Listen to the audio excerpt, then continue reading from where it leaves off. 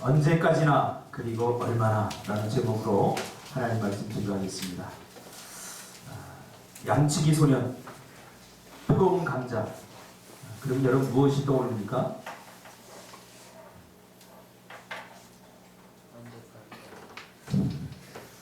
언제까지 그리고 얼마나, 이게 떠오릅니까? 역시 매직사님 센스가 참 있습니다. 지난 11월 14일 고월동의 한 술집에서 손님을 폭행하고 거짓말을 한 혐의로 다시 문제를 일으킨 전 국가대표, 2002년 한일 월드컵 주인공이었던 이천수 선수에 대한 신문의 머리 기사입니다. 양치기 소년, 뜨거운 감자. 이천수 선수는 잊혀질만 하면 다시 문제를 가지고 나타납니다. 2002년 이후에 축구 생명의 위기를 맞을 뻔한 굵직굵직한 한 10번 정도의 무리를 일으켰습니다. 술집 여사장을 폭행하고, 회식하는데 축구를 같이 하는 후배들이 자기하고 같이 가지 않았다고 후배들을 세워놓고 폭행을 하고, 또 심판에게 가운데 손가락을 들어 보이고, 또 코치, 자기 고려대 선배인 그 김봉수 골키파 코치의 멱살을 잡고 싸우기도 하고, 영구 제명하자. 축구를 잘하는 게 중요한 게 아니라 인격이 중요하다. 그래서 축구계에서는 그를 더 이상 축구하지 못하도록 영구 제명하자. 축구인들의 이거는 망신이다. 그런 의견이 나올 때쯤, 그래도 그의 스승이었던 2002년 월드컵 히딩크 감독할 때 코치를 했던 박항서 전남 감독이 그에게 다시 재기할 기회를 줍니다. 모든 구단에서 다 보이콧을 할 때 이게 스승의 마음 같아요. 이천수를 다시 전남에서 뛸 수 있도록 그렇게 합니다. 한 6개월을 뛰고는 골도 좀 넣고 주가가 올라가니까 전남을 포기합니다. 바이바이 하고, 전남이 나한테 너무 잘 못해줬다. 그리고는 사우디아라비아로 떠납니다. 돈을 많이 주니까. 또 거기서 조금 뛰다가 월급을 제대로 안 줬다. 그래서 일본으로 다시 갑니다. 그러니까 뭐 정식적인 계약을 절차를 거쳐서 간 게 아니에요. 그냥 향수병에 걸렸다, 외롭다, 월급을 제대로 안 준다. 일본에서 가서 또 몇 개월 뛰다가 이제 아무 팀에서도 받아주지 않는 임의 탈퇴 선수가 됩니다. 이 임의 탈퇴 선수가 되면 선수 생명이 끝난다. 그래서 아무 데서 전 세계적으로 받아주지 않고 한국에서도 받아주지 않았습니다. 왜냐하면 전남에 계약을 했기 때문에 다시 우리나라에서 뛰려면 전남에서 풀어줘야 되는데, 전남을 그렇게 배신하고 갔는데 누가 풀어주겠습니까? 그래서 그가 축구장을 찾아다니면서 한 번만 제발 봐주십시오. 저를 믿어주십시오. 이번에는 정말 실망시키지 않겠습니다. 그러면서 봉사도 하고, 또 축구장에 찾아다니면서 시간 있을 때마다 관중들에게 잘못했습니다, 용서해 주십시오, 절도 하고. 오늘 그 사진을 제가 준비했는데 못 띄웠어요. 그렇게 하니까 많은 사람들이 한 번만 더 봐줄까? 이렇게 돼서 한 번만 더 봐줄까? 그래서 인천에, 우리 인천 시민구단 인천에 감독이 받아주었어요. 조금 뛰다가 11월 14일 날 또 이 사건을 일으키게 된 거죠. 일부에서는 기회를 이용한 것만 같은 그에게 기회를 줄 만큼 주었으니 더 이상 기회를 줘서는 안 된다 라고 말하고 있습니다. 여러분의 의견은 어떻습니까? 전혀 변할 것 같지 않는 사람에게 계속해서 기회를 줘야 됩니까?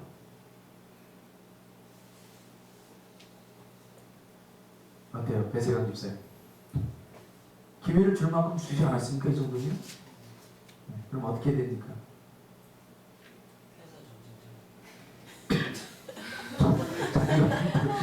꼭 자기 같은 죄를 말합니다. 기회를 줘야 됩니까? 아니면 충분히 기회를 주었다고 생각합니다. 저도 이천 선수 굉장히 좋아합니다. 제가 축구를 좋아하기 때문에 아주 열심히 또 축구장에서 뛰고 또 재능도 있고, 그래서 저도 다시 기회를 줘야 돼 몇 번 생각했지만 이쯤 오고 나니까 이거 너무한 거 아니야 이거. 뭐 사람들과의 약속은 헌시장처럼 버리면서 축구만 잘하면 되는 건가? 그런 생각이 듭니다. 다시 한번 기회를 줘야 됩니까? 아니면 기회를 충분히 주었다고 생각합니까? 그리고 사람에게 도대체 몇 번의 기회가 적당하다고 생각합니까? 우리 속담에 3~4번이란 말이 있습니다. 그 3~4번을 이천 선수는 훨씬 넘었어요. 그런데도 기회를 계속 줘야 될까? 저는 지금 한 개인, 한 축구 선수를, 그의 인격을 공격하고 그를 인신공격하고 깎아내릴 마음은 추호도 없습니다. 요즘 젊은이들 말로 디스할 생각 하나도 없어요. 그냥 안타까워서 그래요. 다만 그의 속마음이 궁금합니다. 도대체 그의 속마음은 뭐길래 이렇게 기회를 줬는데도, 충분히 잘 살 수 있는데도 그 기회를 번번이 놓쳐버리는 걸까? 오늘 본문은 기회에 대한 내용입니다. 한 사람에게 도대체 몇 번의 기회가 주어지는가, 몇 번의 기회를 줘야 하는가에 대한 문제를 오늘 본문에서 다루고 있죠. 예수님은 열매 맺지 못하는 무화과 나무의 비유를 통해서 우리에게 경고하고 있습니다. 한 주인이 포도원에 무화과 나무를 심었습니다. 왜 심었겠습니까? 왜 심었겠어요? 관상용으로? 아니면 심심하니까? 절대 아닙니다. 무화과 나무를 심었을 때는 분명한 목적이 있죠. 열매를 얻기 위해서 심는 거죠. 사람은 목적이 분명해야 됩니다. 왜라고 묻는 것은 목적을 찾기 위한 질문이죠. 내가 예배를 왜 드려야 되는가? 내가 왜 공부해야 되는가? 내가 왜 살아야 되는가? 이것을 분명히 물을 때 거기에 대한 열매를 얻을 수 있게 되는 거죠. 열매 없는 인생들을 보면 왜가 분명하잖아요. 목적이 분명하잖아요. 한 주인이 포도원에 무화과 나무를 심은 것은 목적이 분명합니다. 열매를 얻기 위해서입니다. 그러므로 나무는 열매로 말해야 되는 거지. 가수원 주인이 열매 없는 나무에 대해서 얼마나 참을 수 있는지, 여러분이 농사를 짓는 가수원직이라면 어떻게 하시겠습니까? 사과나무를 심어놓고 열매 맺기를 기다리는데 열매가 안 맺혀져. 한 해를 봐주자. 그 다음 년에 갔더니 또 열매를 맺지 않아. 생산적이지 못한 나무, 비생산적인 나무. 여러분 어떻게 하시겠습니까? 예수님은 열매에 관심이 많습니다. 열매란 뭡니까? 성과, 결과입니다. 우리가 무언가를 했다면 거기에는 반드시 어떤 결과가 주어지게 되어 있습니다. 그렇죠? 결과가 없는 게 없죠. 그래서 열매 맺지 못하는 무화과 나무를 저주하신 사건이 마가복음 11장에 있습니다. 베다니에서 나오시다가 배가 고프셔서 예수님이 뭔가 무화과 나무 열매를 좀 먹어보자 하고, 무화과 나무가 멀리서 잎이 무성하니까, 이렇게 잎이 무성하니까 잔뜩 기대를 하고 갔는데 열매가 하나도 없는 거예요. 그래서 그 무화과 나무를 저주해버리고 다시는 열매를 맺지 마라. 그래서 저주해버리고 말라 죽어버리는 사건이 나옵니다. 예수님은 열매를 굉장히 중요하게 생각합니다. 성경은 과정도 중요하게 여기지만 과정이 좋으면 결과도 좋게 나올 수밖에 없지 않습니까? 그 당연하게 한 거기 때문에 결과에 대해서 강조하지 않지, 과정을 강조하지. 사실 예수님은 결과를 굉장히 중요합니다. 열매를 강조하고 있잖아요. 그러나 오늘 이 무화과 나무는 열매를 맺지 못합니다.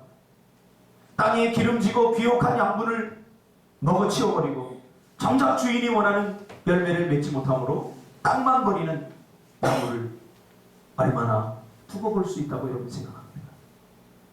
이 주인의 관용은 어디까지인가? 가차없이 저 같으면 나무를 베어버리고 다른 나무를 심지 않겠습니까? 그런데 이 주인은 다시 기회를 줍니다. 내가 3년 후에 와서 그때도 열매를 맺지 못하고 찍어버리겠다. 그러면서 아주 의미심장한 말씀을 하죠. 땅만 버리게, 어찌 땅만 버리게 내버려 두겠느냐. 쪽쪽 땅의 영양분을 쪽쪽 빨아들이면서 땅을 산성화시키는 거죠. 땅만 버리게 하면서 열매도 맺지 못하는. 뭔가 먹었으면, 귀혹한 양분을 먹었으면 거기에 합당한 열매를 맺어야 되는데 그렇지 못한 이 무화과 나무를 보면서 어찌 땅만 버리게 내버려 두겠느냐, 이렇게 말씀하십니다. 여러분, 우리가 기억해야 될 게 있습니다. 하나님은 우리에게 기회를 주시지만 그 기회가 항상 계속되지는 않는다는 사실입니다. 기회를 주시고 하나님은 그 기회에 대한 열매를 우리에게 요구한다는 사실이죠. 누구에게나 기회를 다 주셔요. 그래서 하나님은 공평하신 분이에요. 그러나 누구에게나 기회를 다 준다고 해서 모든 사람이 기회를 잡는 것은 아니라는 사실이죠. 충분히 기회를 주었음에도 불구하고 기회에 둔감해져서 역시 하나님은 항상 내가 원할 때마다 기회를 주신다고 착각해서는 안 된다는 겁니다. 왜? 기한이 정해져 있기 때문에. 그 기한은 물론 하나님만이 아시겠죠. 그러면 왜 이 나무가 열매를 맺지 못했을까? 오늘 본문은 직접적으로 이야기하지 않습니다. 왜 이 나무가 열매를 맺지 못할까? 그러나 오늘 8절에 보면 과수원지기의 말을 통해서 그 단서를 찾을 수 있습니다. 왜 이 무화과 나무가 열매를 맺지 못했는가? 금년에도 그대로 두소서. 내가 두루 파고 거름을 주겠습니다. 그러니 한 번만 기회를 더 주십시오. 나무가 열매를 맺지 못하는 것을 이 과수원지기가 한 번만 더 기회를 달라고 합니다. 그러니까 문제는 과수원지기에게 있는 게 아니라 나무에게 있다는 것을 우리가 말해주고 있는 거죠. 그리고 또 하나는 기회가 한 번뿐이라는 것을 과수원지기가 인식하고 있죠. 후회를 할 때 우리는 이미 듣습니다. 그때 잘했어요. 언제? 기회가 있을 때. 믿음은 때입니다. 하나님의 은혜도 때입니다. 때가 굉장히 중요합니다. 정작 나무는 내가 올해 열매를 맺지 못하면 찍어 버리워지게 된다는 것을 까마득하게 모르고 있는 거죠. 그러면서 올해도 이렇게 지났으니 내년에도 뭐 똑같이 되겠지, 그렇게 착각을 하고 있는 거예요. 이게 무서운 거예요. 내일 무슨 일이 일어날 줄은 모르는 거죠. 분명히 가수원지기의 게으름과 가수원지기의 농사법이 잘못된 것은 아닙니다. 문제는 나무에게 있다는 것을 말해주고 있죠. 이 나무는 누구를 의미합니까? 저와 여러분 아니겠습니까? 가수원지기는 예수님이죠. 예수님의 중보와 예수님의 기도와 예수님의 배려와 예수님의 사랑으로 다시 우리에게 기회가 거듭 주어지지만 이 나무는 까마득하게 모르고 있죠. 무엇인가에 심취해 있는 거죠. 왜 나무는 열매를 맺지 못하는 걸까요?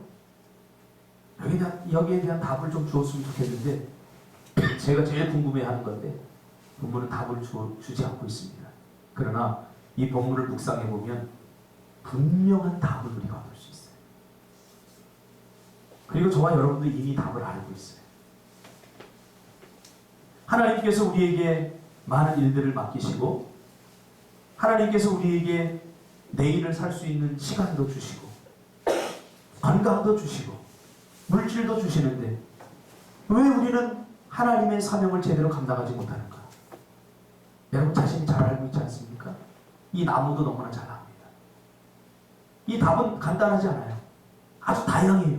그래서 성경에서는 왜 이 무화과 나무가 열매를 맺지 못하느냐에 대해서 한마디로 답을 주지 않고 있어요. 저와 여러분이 이미 알고 있기 때문에. 학자들은 여러 가지로 그 이유를 말합니다. 나무의 무책임이 때문이다. 지금 나무가 뭔가 다른 일에 빠져 있어요. 지금. 나무의 무관심 때문이다. 열매 맺는 것에 관심이 있는 게 아니라 지금 나무가 뭔가 다른 거에 빠져 있어요. 나무의 게으름이다. 나무의 사명의식의 결여다. 나무가 나무로서의 역할을 해내고 있지 못하는 거죠. 나무는 그 열매로 존중받게 되어 있습니다. 나무는 그 열매로 사랑받게 되어 있습니다. 포도가 주렁주렁 이렇게 열려 있으면, 이야, 주인의 사랑을 받게 되는 거죠. 주인의 존중을 받게 되는 거죠. 이런 나무를 베어버리면 안 되지. 더 잘 가꾸고, 약도 더 잘 주고, 겨울에 얼어 죽을까봐 쌈해 주기도 하고. 그러니까 나무는 열매로다가 증명되는 거지. 그러나 오늘 이 무화과 나무는 겉은 멀쩡한데 열매가 하나도 없어요. 이거 무슨 나무예요? 준석 집사 무슨 나무예요? 네? 정체성을 잃어버린 그래 나무야. 무화과가 안 달리는데 무슨 무화과 나무라고 말할 수 있어요? 그래 나무야 나무. 무화과라는 정체성을 잃어버린 거죠. 오늘 우리 하나님의 백성들이 성령의 열매를 맺지 못하고 그리스도인다운 삶의 열매를 맺지 못하면 그리스도인이라고 하는 정체성이 상실돼 버리는 거예요. 목사가 목사로서의 열매를 맺지 못하고 여러분 하나님께 주신 직분의 열매를 맺지 못하면 정체성이 상실돼 버려요. 혹시 그럴지 모르겠어요. 내가 하나님 앞에 가면 하나님이 나를 뭐라고 부를지 참 궁금해요. 여러분 궁금하지 않습니까? 오, 저기 간석동에 살던 아저씨 오셨네? 그럼 저는 실패한 거예요. 제가 항상 기쁠 때가 있어요. 사람들이 저를 목사라고 부를 때. 택시를 탔는데 다 그분, 목사님이시죠? 어떻게 알았어요? 아이고 알아요. 저번에는 장집사님네 갔는데 초등학교 친구를 30년 만에 만났어요. 근데 여자친구인데 그 남편이 식사하러 와가지고는 그러더라는 거예요. 저기 저분 딱 들어오는 거 보는데 포스가 목사님 포스인데? 그러더라는 거예요. 할렐루야. 제가 잠바떼기 걸치고 왔거든요. 그래갖고 그 친구 싹 보니까 어디서 많이 보던 얼굴인데 제가 초등학교 얼굴 그대로거든요. 근데 초등학교 사진을 본 사람들은 무섭다고 그래요. 야, 이 포스면 다 잡았겠다 그래요. 근데 중학교 때 1학년 때 찍은 사진이 있는데 거의 조폭 수준입니다. 그래서 와가지고 만났어요. 30년.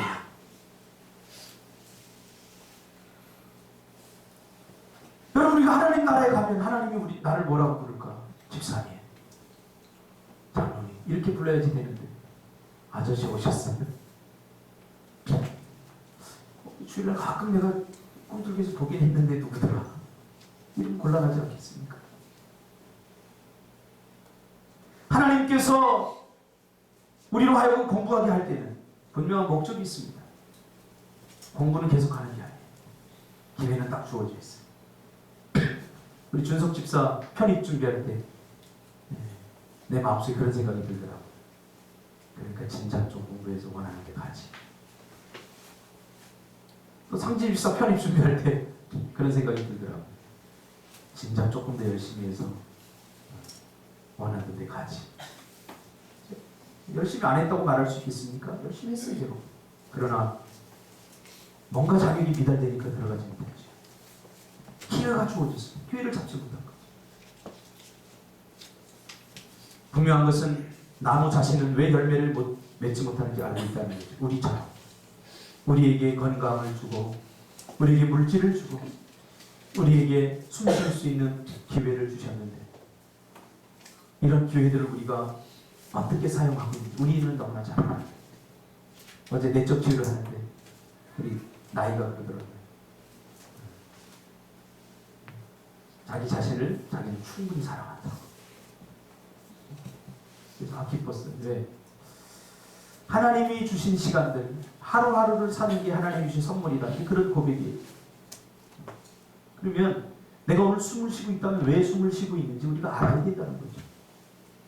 여러분들 하나님께 꿈틀개로 보내셨으면 왜 꿈틀개로 보냈는지 목적을 알아야 된다는 거죠.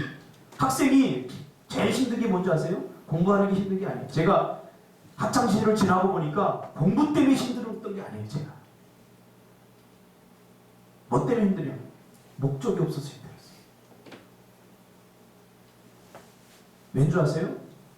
제가 운동을 하고 싶었고 축구로 성공하고 싶었거든요. 근데 못 갔어요. 근데 어느 날 코치 선생님이 부르더니 너는 좀 머리도 되니까 그 인문계 가라고 그래요. 공부해서 성공하라고. 인문계 가라고. 그래서 우리 축구를 그만둔 다른 친구들 전부 다 실업계 갔어요. 근데 저는 인문계 갔어요. 근데 갔는데 충격을 받았어요. 왜? 공부를 해봤습니까? 운동선수가? 안 해봤어요. 그러니까 적응이 안 되는 거예요. 못하겠는 거예요. 물론 기본적으로 공부를 했죠. 근데 뭐 등수 안에 들 정도는 안 되더라고요. 자세한 거예요. 그러니까 공부가 힘든 게 아니었어요. 꿈을 잃어버리고 목적을 잃어버리니까 힘들었던 거예요. 주님을 만나고 나서 고등학교 2학년 때 주님을 만나고 나서 공부를 하는데 얼마나 공부가 재밌는지 몰라요. 똑같은 공부인데. 왜? 꿈이 생기니까. 목적이 생기니까. 우리 인생이 힘든 거는 목적이 분명하지 않기 때문에 그래요. 학생이 아침에 학교를 가면서 목적이 분명하면 학교 가는 게 절대 힘들지 않습니다. 그래서 정말 공부가 싫은 사람이 제가 상담할 때 어떻게 상담해 주는지 아세요? 이제 학교 가는 목적을 바꿔라. 부모님은 그래요. 어떻게든지 얘가 중학교, 고등학교는 마쳐야 되니까 선생님 좀 어떻게 좀 해주세요. 선생님, 저는 오면 목적을 분명하게 줍니다. 얘야. 공부 싫지? 얘 공부는 죽어도 싫습니다. 그러면 목적을 바꿔. 학교에 놀러 가. 앞으로. 친구들 사귀고 학교에 가면 놀러 가. 놀러. 재밌게. 학교가 공부도 싫지 놀지도 못하게 하지 않고 학교 가기 싫은 거예요.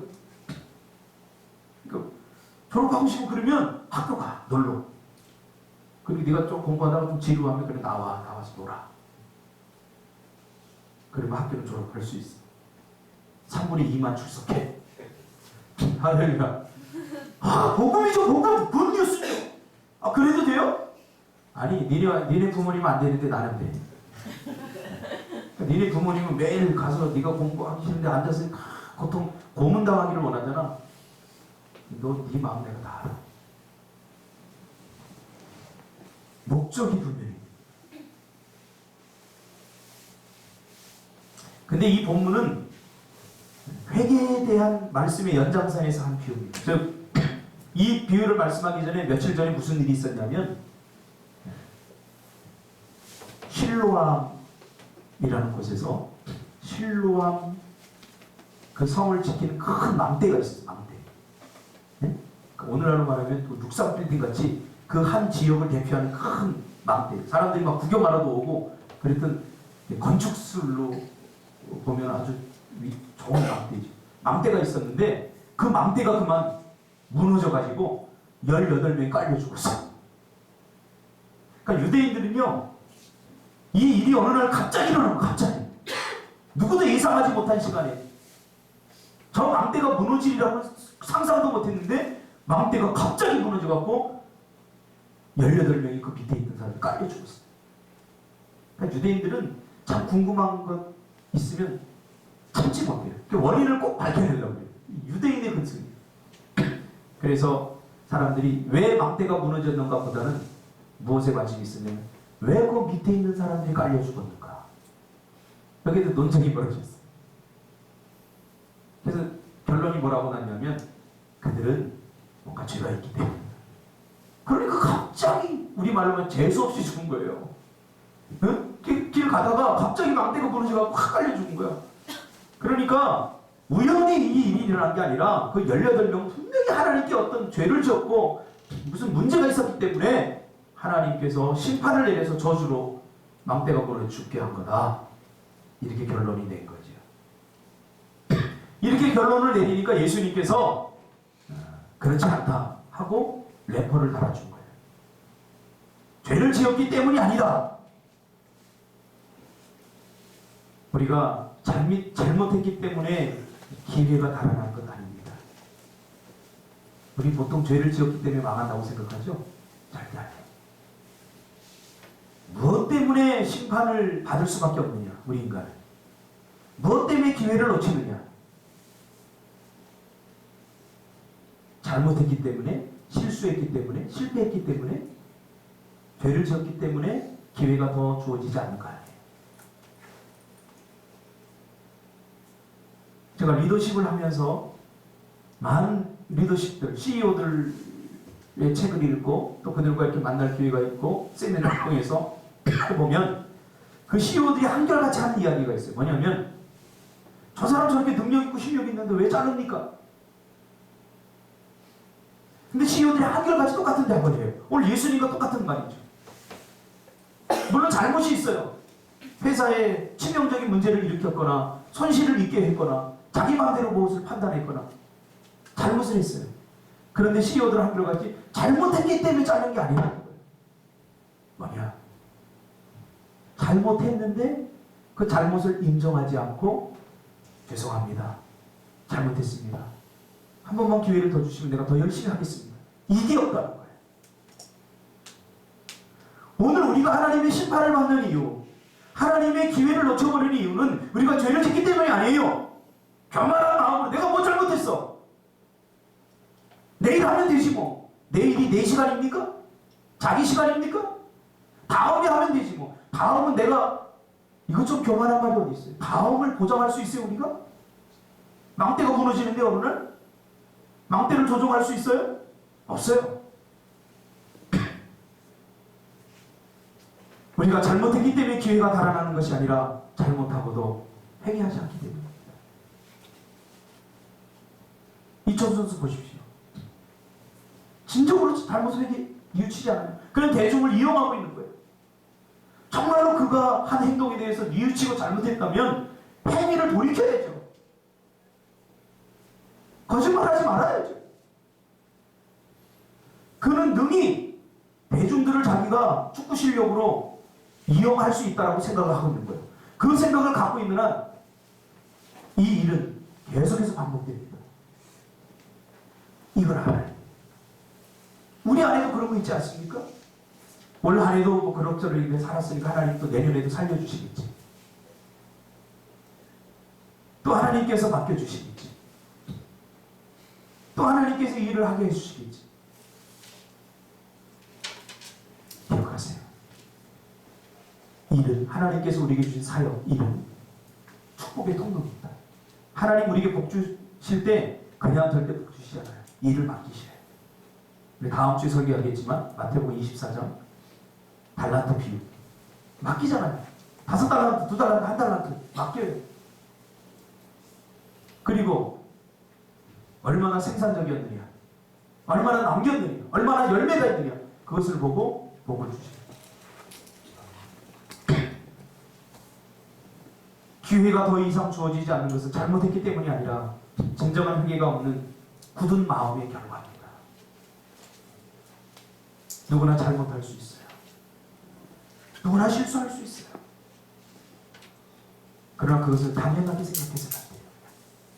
그때마다 우리는 하나님 앞에 무릎 꿇고 회개하며 땀을 치며 고통스러운 회개를 해야 돼요.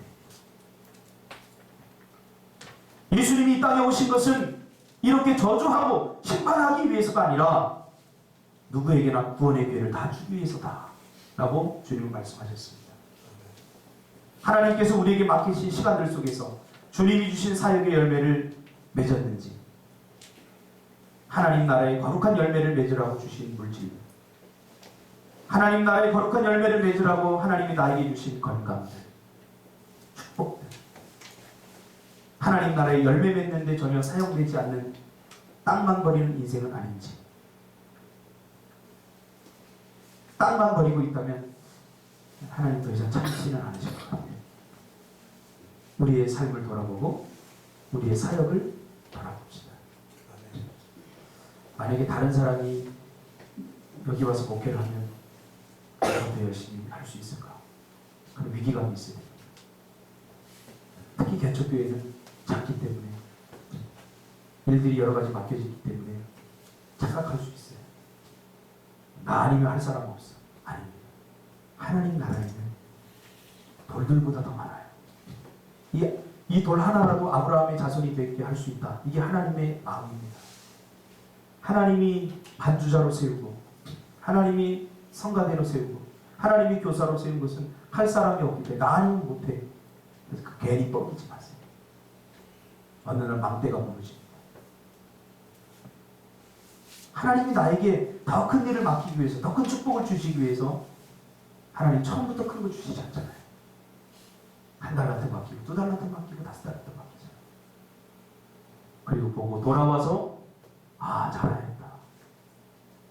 착하고 충성되죠.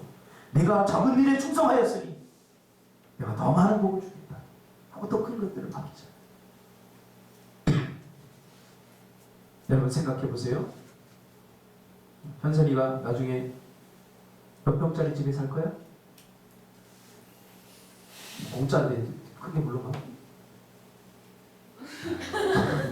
참 순진해. 우리 좀 욕심이 없어. 우리 좀 욕심.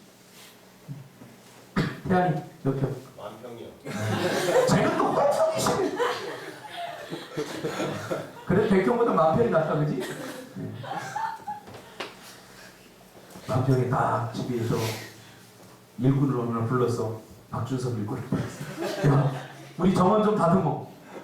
박준석이 딱 와가지고는 일을 해야 되잖아. 정원을 다듬고 막 전지 가위로다가 막 하고 해야 되는데 전화만 받고 자기 빨래 갖고 와서 빨래하고. 그럼 태양이 어떻게 하겠어? 집에 가지 뭐. 자기 일만 하는 거야. 자기 일만. 왜 그런 거야? 일당을 주고 내 집 일을 해야지 내가 일당을 받는데 불러다 놓으니까 친구하고 전화통화하고 자기 밀린 빨래하고. 잘 들으세요. 하나님께서 우리에게 건강을 주시고 물질을 주시고 축복을 주시고 은혜를 주시고 또 오늘 하루 살 수 있는 기회를 주신 이유가 있어요. 하나님 주신 사명을 이루라고, 하나님 주신 뜻을 이루라고. 근데 우리는 지금 무슨 일을 하고 있습니까? 기도하겠습니다. 하나님